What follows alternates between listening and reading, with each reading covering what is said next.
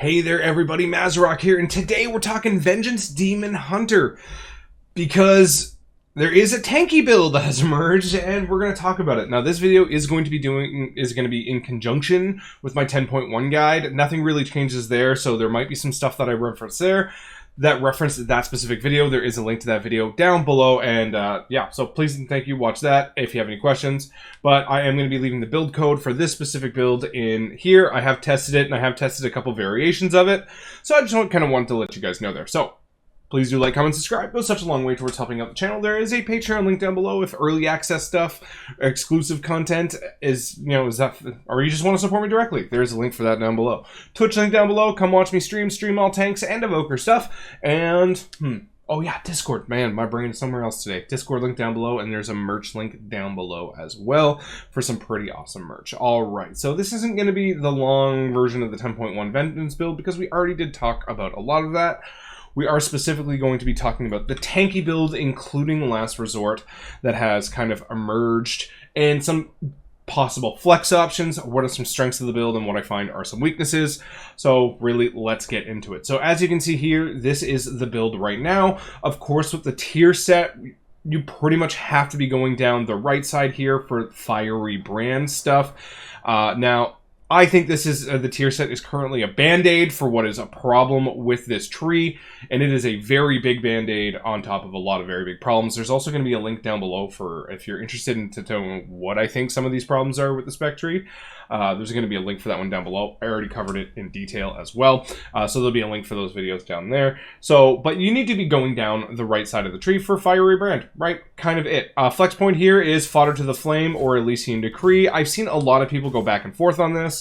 If you've seen any of my videos or my content before, I really fucking hate Fodder to the Flame. It's just personally not fun for me to play at all, so I opt out of it. But that is purely personal, right? Mathematically, it's the best one to be running, mathematically, if you're interested in that sort of thing. But if you're not pushing the most bleeding edge of keys, guess what? It doesn't really matter. Pick what you want and have the most fun with. This just allows for, you know, a little bit more of a controlled damage, good threat, shards on pole, or anything like that that you need.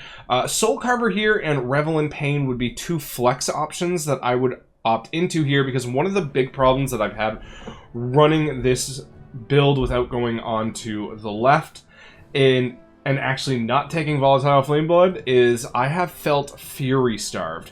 With the other build that I've been running, it is all Zug all the time, and you just go, but it is a very high-risk playstyle because you aren't running things like Last Resort. You do not have full uptime on Demon Spikes, which this build takes full use of Feed the Demon, and goes for really, really big Fell Devastations by making sure you have your Fiery Brand on everything and hitting Fell Dev, and really making the big use out of that, and still not taking the cooldown reduction on it.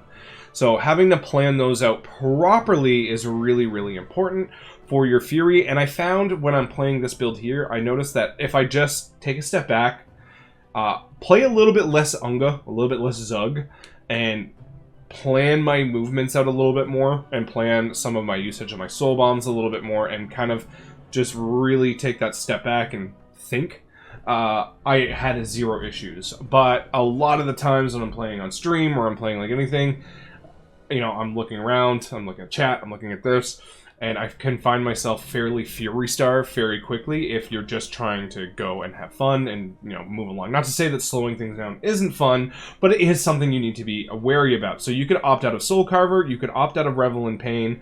I think the more defensive option out of the two is Revel in Pain, and Soul Carver being a little bit more offensive option would kind of deciding which way you want to go, and going into Volatile Flameblood, especially if you're running a higher crit build like I am. So if you look at the side of my stats, I'm running much higher crit with versatility, so I have 27% crit and 10% verse.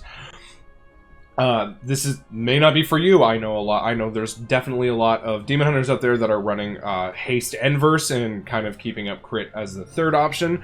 I have opted for Haste and Crit, but I know I'm not going to be doing Bleeding Edge keys, where the amount of versatility that I have is really going to determine whether I live or I die. It's my play style.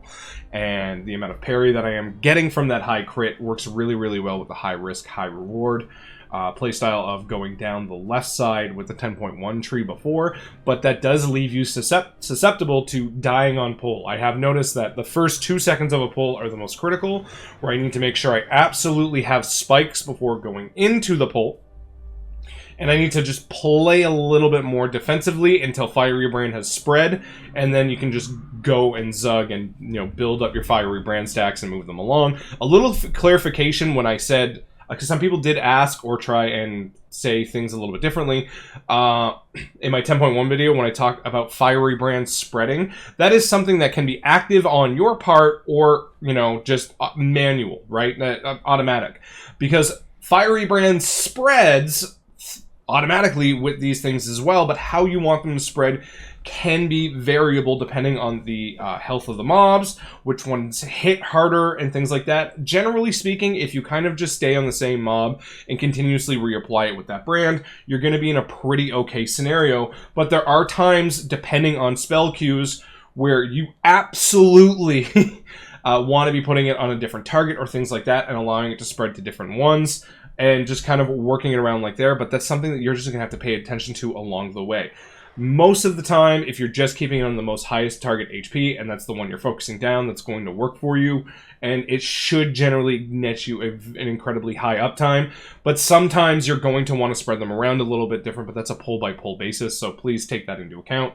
But pretty much just allow Fiery Brand to spread naturally and work from there. So just a little bit of clarification that I wanted to mention along the way. So with this build here, you do have full uptime on spikes, which is very, very important, which means you're going to have full uptime on calcified spikes.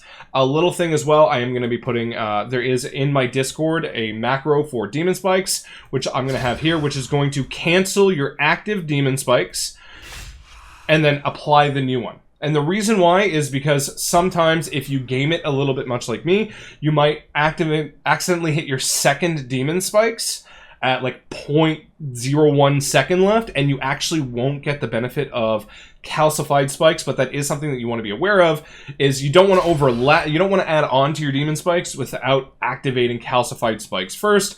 And with this build, it is very, very possible to do that. So you want your demon spikes to end, so there is a macro, you end demon spikes, it activates calcified spikes automatically, and then you go from there. That's in the Discord down below as well.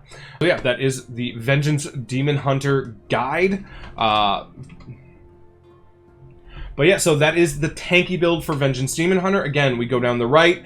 We do not opt for Soul Crush, so you are losing DPS here. When I did play this, there definitely was a loss of DPS, but I felt incredibly tankier because, again, full uptime on spikes. Calcified spikes has a much higher uptime. You have cheat death. You just have a lot of other defensive options at your disposal.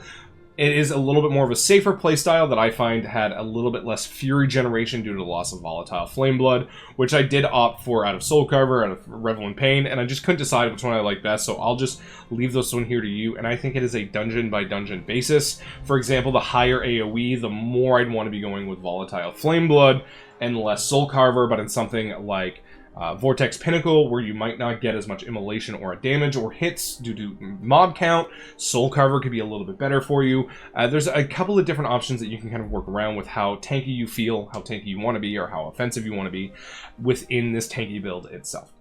But that is the video for Vengeance Demon Hunter for the tanky build. Thank you very much for watching. Have yourself a good one, everyone. Happy tanking.